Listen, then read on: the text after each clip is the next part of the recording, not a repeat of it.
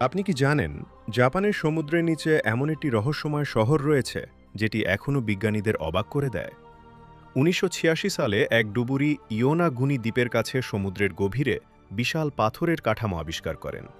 সেখানে ছিল বিশাল সিঁড়ি, দেয়াল, রাস্তার মতো অংশ, এমনকি পিরামিডের মতো গঠনও।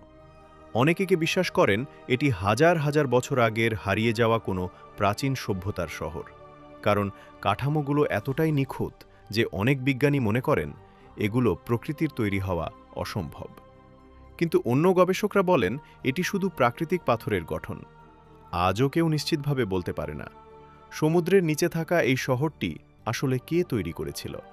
আর সবচেয়ে ভয়ঙ্কর ব্যাপার হল সমুদ্রের অন্ধকারে এখনও এর অনেক অংশ পুরোপুরি আবিষ্কারই করা হয়নি। তাহলে কি এটি সত্যিই হারিয়ে যাওয়া কোনো সভ্যতার শহর, নাকি পৃথিবীর সবচেয়ে বড় অমীমাংসিত রহস্যগুলোর একটি?